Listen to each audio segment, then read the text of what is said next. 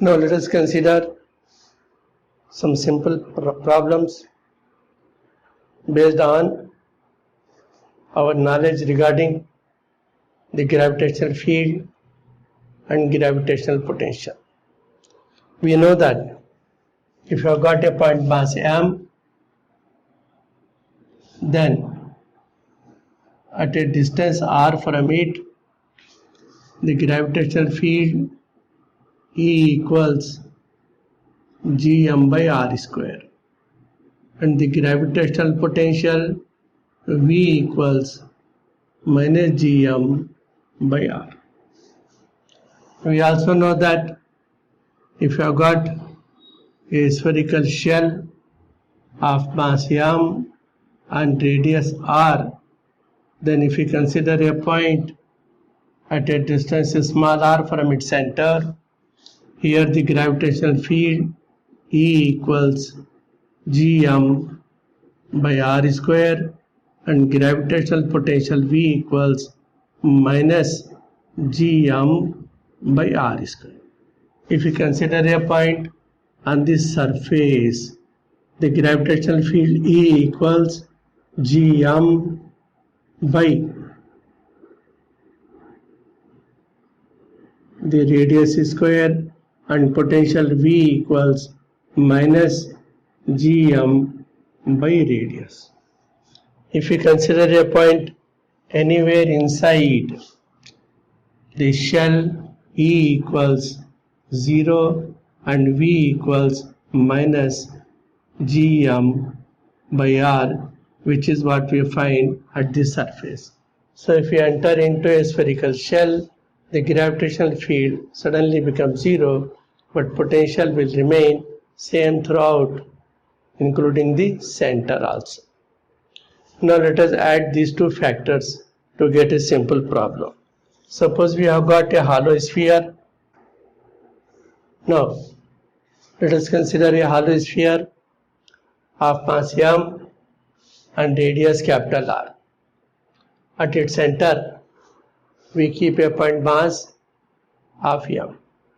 We want to find the gravitational field and gravitational potential, number 1 at a point outside the spherical shell, number 2 at a point within the spherical shell. If we consider a point outside the spherical shell, here the gravitational field is due to both. So the net gravitational field E is equal to gm by r square. This is due to the spherical shell, plus gm by r square. This is due to the point mass. So it is 2 gm by r square. Now what about the potential? Potential is also due to both the contributions, minus 2 gm by r. Let us consider a point at Q, which is at half of the radius. At this point Q, let us find the gravitational field. The gravitational field due to the shell is 0. The gravitational field will be there only due to the point mass, that is gm by r by 2 whole square. So that's equal to 4 gm by r square. Now let us find the gravitational potential V here. It has got contributions from the spherical shell as well as the point mass. The point is within the spherical shell, so the gravitational potential will be same as that at the surface, that is minus gm by r. And the gravitational potential due to the point mass, minus gm by r by 2. So this is equal to minus 3 gm by r. So like this we can find the gravitational field and gravitational potential at any point outside as well as inside. Let us consider one more problem. Now suppose we have two concentric spherical shells, one of radius capital R and the other of radius small r. Suppose both of them have got same mass, small m each. We are considering 5 points.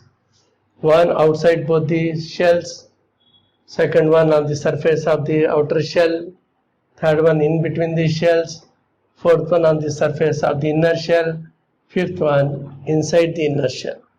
We want to find the gravitational field and gravitational potential at all these points.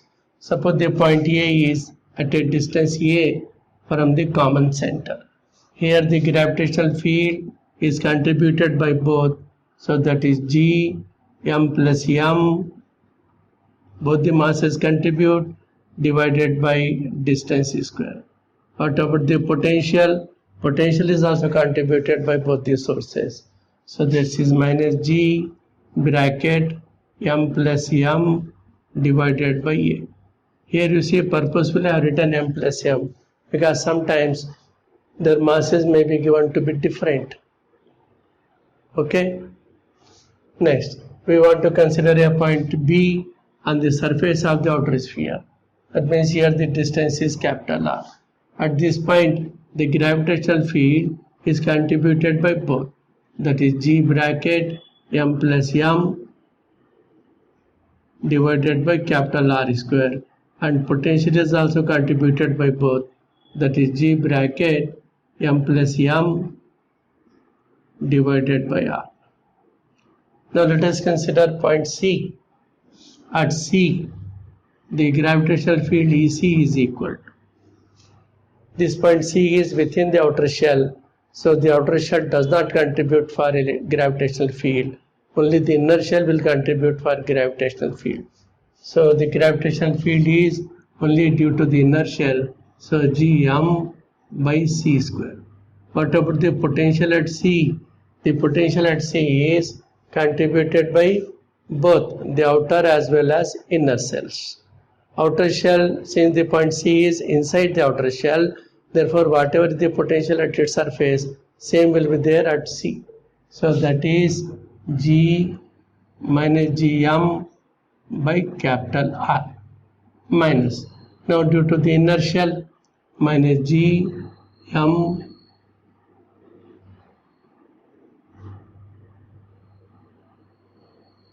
by the actual distance C. Now let us consider point D. D is on the surface of the inner sphere.